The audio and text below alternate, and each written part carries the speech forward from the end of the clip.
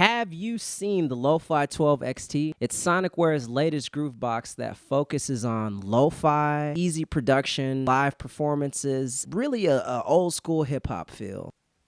Hi, my name is Shamaz, and today we'll be taking a look at sonicware's latest offerings that should be coming out in 2024. I guess I can't say the latest since it's not out yet, but expect it summer 2024. Okay, let's get started.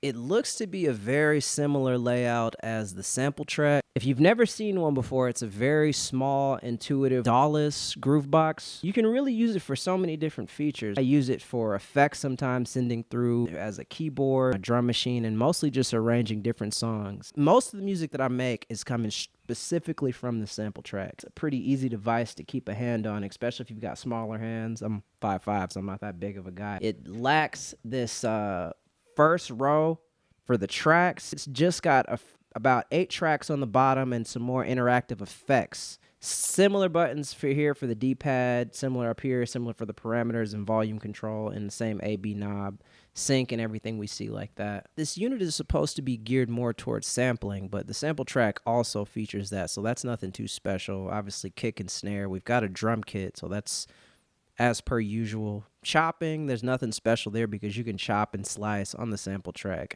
Now the effects section is something that looks interesting. If you've ever messed with the SmplTrek, you'll notice that the insert effects, you can only put one individual effect per track, which makes no sense because you'll have to switch between different tracks just to apply different effects. It's a little cumbersome and it doesn't really make sense. I do see that in the Lofi 12 XT, that is a new feature that SmplTrek or sonicware has added.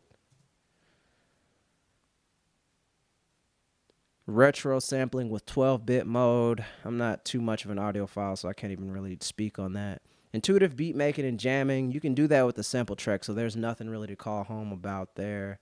Waveform editing, you can do that with the SmplTrek too. You can also edit the pitch. That's a pretty easy one. But the filter curve and envelope editing, that's not something that we really have access to. You can put a few different preset filters in through the leveling in the mixer window, but it's nothing like this where you can edit the specific envelope and the cutoff. It seems like it's a lot more geared to somebody who's on live stage or just wants to get down with some live jamming, which is unfortunate because I do a lot of that with the SmplTrek, and it seems like it's an easy feature that could be added. There's no additional buttons that they're using. It's just the screen and the A, B, C, D parameter ones. That said 20 effect types for each track. Go back to what I just said. The SmplTrek, you can only use one effect per individual track, which is bananas. I mean, you can do send effects. That'll go throughout all of them, and you can adjust that on, but that's mostly just reverbs. And then you have the master effects one, but that's just like cassette, vinyl scratch, just some massive general project effects. That's not something that's individually that you can trigger and pull in and out. That's something that's missing from the SmplTrek for some reason. Now, retrigger, that seems like a no-brainer. If you've ever DJ'd or you've done anything interactive on a DJ board, that's something that you usually just go back to because it's a little bit more dynamic and the crowd can typically tell that you're doing something different. Can't do that on the SmplTrek. Sample slicing, auto and manual, like I said, that seems kind of redundant since the first thing said chopping, which is what you can do already. I mean, I guess slicing and chopping could be something different. Effortless background mixtape recording. Now tell me why that's not something that's already built into the SmplTrek. As it stands, this unit that I'm actually recording on is a Q2N, and that is pretty much what I use to record my whole sets into. The audio that you're hearing is the same way that I record from the SmplTrek directly into the camera. I'm not really sure why you can't record a full mixtape on the SmplTrek. Makes no sense besides it just seeming like just an extra feature that they wanted to put into the Lofi groove box. I mean, it seems like a financial thing. Like, why not just not do it because you can just come out with another version and just make up even more money. Speaking about the money part, it seems as though price is coming in at $389 for the regular standard black version. It says it's advanced, but that's I guess it's an advance from the Liven model that came out earlier. Then you have the retro model, which is a gray one that looks similar to the old school MPCs or a Game Boy or something like that. And that one costs $429. There's nothing different besides the look. I mean, you can always throw a skin or some stickers on, but if you want to boost that up, that's up to you. The price at launch is looking like it's going to be $500 for the standard and $559 on release. And that's in summer 2024. So if you are really interested in getting it, make sure you go out and get it now, because it comes with a case, which is something that's also kind of weird. The SmplTrek didn't come with a case, even though it was back to hell, if I'm not mistaken. It's not that big of a deal for me because I just went out and got a case. I've got thousands of cases from all these different samplers and pieces, so cases wasn't that big of an issue for me. But I would always like to have a little extra piece. You want to get a little bit of customer loyalty, if you will. The one thing that I can really say that sonicware does really good, they have great customer service and they have a really good user community. There's not that many people posting about it on YouTube. It's a smaller community there, but the user community on Facebook, Instagram, and different social media platforms is very interactive. You've got Dr. Yu Endo, if I'm not mistaken. I think that's how you say his name. He's constantly posting about the different products. He's resharing a bunch of videos. He shared a few of mine. It's always good when you see that the community is really taking this thing and trying to make sure it's something that we can actively use as opposed to just letting it die. Sonicware does a great job with interacting with their customers, talking on the forums, taking different suggestions, and just making sure that this product is something that we can actually use.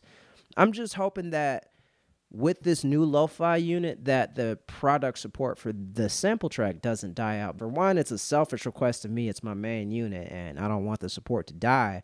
But I guess on a positive note, I can say that I have seen that there has been some massive improvements. I got the SmplTrek, I think, around update 2.1, so I didn't get to see the initial launch of how buggy the software was. But from what I've used, from upgraded from 2.1 to 2.0 to 3.0. 3.0 had some bugs in it, but I was one of the people 3.0 who on the was pretty SmplTrek, heavy in the and community I've just talking about run how it's into a affecting minor my use issue, and how but it's I feel like basically the from whenever 2.0 you're really playing in helped. live But mode, who knew? In 4 whenever you days, they hit the were able home to turn it button, around, release another update, fixed all my problems with the lagging issue, and it just really speaks on the character of the company.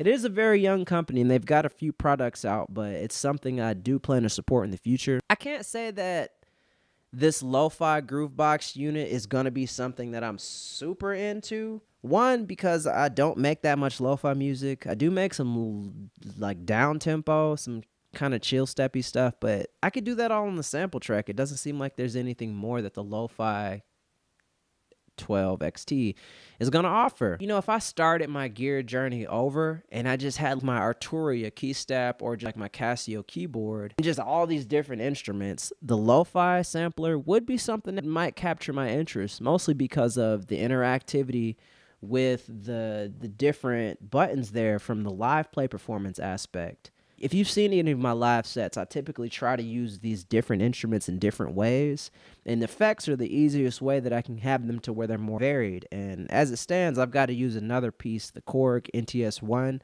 going through this one just to get some additional effect. Like I said, if I was a keyboardist or synth player who's looking into adding another piece to their equipment, it's almost a no-brainer. Go ahead and get this because you'll save $111 if you get it now. Through their website, it's a Kickstarter that they've got going. It comes with the case, like I said, a 32 gigabyte memory card and 1,000 samples, the power supply, and the warranty. It's kind of worth it, especially if you don't have a SmplTrek or any other gear by them. It's a no-brainer.